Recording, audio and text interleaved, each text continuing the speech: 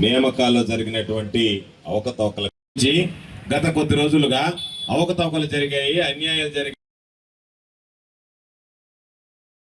Nellore rural నియోజకవర్గానికి సంబంధించి కూడా నెల్లూరు నడిబొడ్డులో ఈ కార్యక్రమం జరుగుతుంది కాబట్టి సహించలేక దీని మీద కూడా పోలీసులను ఉసుకొల్పడం జరిగింది.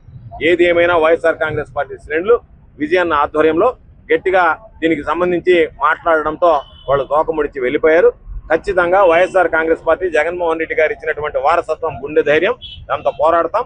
తప్పనిసరిగా ఈ డిఎస్సీ అవకతవకల మీద జరిగినటువంటి వాటి మీద పూర్తి స్థాయి సిబిఐ విచారణ జరిగే వరకు, లోకేష్ రాజీనామా చేసే వరకు మా పోరాటం కొనసాగుతుందని సందర్భంగా తెలియజేస్తూ ఈ రోజు ఈ కార్యక్రమంలో పాల్గొని విజయన్న ఆధ్వర్యంలో జరుగుతున్నటువంటి ఈ కార్యక్రమంలో పాల్గొని ఈ కార్యక్రమాన్ని విజయవంతం చేసినటువంటి రెండవ రోజు రిలే నిరాహార దీక్షను విజయవంతం చేసినటువంటి వైఎస్ఆర్ కాంగ్రెస్ పార్టీ శ్రేణులు, ప్రధానంగా యువత, అదేవిధంగా విద్యార్థులు, నిరుద్యోగులు పాల్గొన్నటువంటి వారందరికీ కూడా హృదయపూర్వకమైనటువంటి ధన్యవాదాలు తెలియజేస్తూ అధికారంలో ఉన్న ప్రతిపక్షంలో ఉన్న వైఎస్ఆర్ కాంగ్రెస్ పార్టీ జగన్మోహన్ రెడ్డి గారి నాయకత్వంలో ప్రజల పక్షాన నిలబడి ప్రజలకు వచ్చేటువంటి సమస్యల పరిష్కారమే ధ్యేయంగా పనిచేయడం జరుగుతుంది.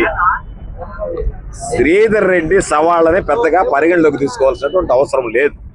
ఎందుకంటే శ్రీధర్ రెడ్డికి పైనుంచి వచ్చినటువంటి స్క్రిప్ట్ ని బహుశా కింద అందరికన్నా ముందు నేను మాట్లాడాలని ఉంటాడు. మేము చెప్పేది ఏంది, నువ్వు జీవోల్లో అవకతవకలు జరగలేదని మాట్లాడు, లేదు బ్రిడ్జికి సంబంధించినటువంటి గేమ్ మీరు పెట్టలేదని మాట్లాడు, ప్యాకెట్లో మీరు పెట్టారా లేదా దాని గురించి మాట్లాడమంటే ప్యాక్లో ఇచ్చుంటే నేను రాజీనామా చేస్తానేంది, ఇచ్చావా లేదా, జీవో ఉందా లేదా, లేదు అని చెప్పి నువ్వు రాజీనామా చేయి. రాజీనామా చేయాల్సి వస్తే ఈరోజు సాయంకాలానికే మాజీ అయిపోతావు. నువ్వు గుర్తుపెట్టుకో, గబక్కని తొందరపడి మాట్లాడబాక. రాజీనామా అన్నావంటే శ్రీధర్ మాజీ అయిపోతావు, గుర్తుపెట్టుకో. నువ్వు మాజీగా మిగిలిపోతావు. నేను అడిగేది ఏంది, మేము అడిగేటువంటిది ఏంది, ఈరోజు జీవోలు ఇచ్చారా లేదా, వాటిల్లో లొసుగులు ఉన్నాయా లేదా, ఆ తర్వాత మీరు సరి చేసుకుంటున్నారా లేదా, అందులో భాగంగా ఏదైతే పేపర్ లీక్ అయినప్పుడు మొట్టమొదటి వాడికి మీరు ఇవ్వలేదో మేము ఈ భాగవతాలన్నీ బయట పెట్టిన తర్వాత వాటిని ఒక్కొక్క దాన్ని సరిదిద్దుకునేటువంటి ప్రయత్నం చేశారు. ఎంత దుర్మార్గంగా వ్యవహరించారు. ముందు ఉన్నటువంటి డేటా ఏంది, ఈరోజు పర్వతిరెడ్డి చంద్రశేఖర్ రెడ్డి మొదటి డేటాను కరెక్ట్ చేశాడు. మరలా మీరు తీరా వచ్చేటప్పటికి ఆ డేటాలు మార్చేశారు, ఇది హైకోర్టుకు వెళ్ళేటప్పటికి. కాబట్టి డేటాలు మార్చడంలో, క్రెడిట్ చోరీలో మీరు సిద్ధహస్తులు. కాబట్టి మేము అడిగేది ఆ జీవోలలో ప్యాకెట్ గేమ్ ఉందా లేదా, ఉంటే మీరు ఎందుకు దానికి ఆస్కారం ఇచ్చారు, అది ఉంటే నువ్వు రాజీనామా చేస్తావా, దానికి సిద్ధపడి సవాల్ విసురు. నేను నీకు ప్రతి సవాల్ విసురుతున్నా. ఇచ్చినటువంటి జీవోలలో అది ఉండడం చంద్రబాబు నాయుడిని తప్పు పడుతున్నావా అంటే, ఇచ్చిదే నేను రాజీనామా చేస్తానంటే నువ్వు ఇస్తే రాజీనామా చేయాలా, ఇచ్చిన దానికి చంద్రబాబు, లోకేష్ రాజీనామా చేయాలా. కాబట్టి మా సవాళ్ళని స్వీకరించి నువ్వు వెళ్ళి అయ్యా తప్పు చేశాం కాబట్టి మీరిద్దరు రాజీనామా చేసి నెల్లూరు రూరల్లో నా పరువు నిలబెట్టండి అని చెప్పి లోకేష్, చంద్రబాబు నాయుడు దగ్గర నీ పరపతో ఉపయోగించి రాజీనామా చేయాల్సిందిగా నీకు ప్రతి సవాల్ విసురుతుంది.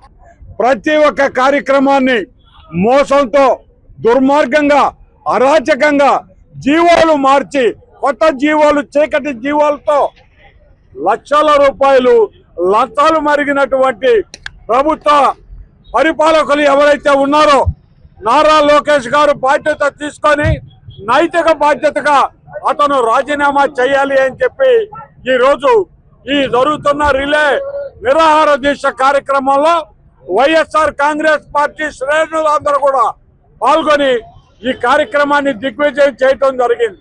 మరి అదేవిధంగా మేము అందరం కూడా ఈ కార్యక్రమంపై సిబిఐ విచారణ కూడా జరిపించాలనేటటువంటి కోరికతో మేము అందరం కూడా ఈ కార్యక్రమాన్ని చేస్తున్నాం.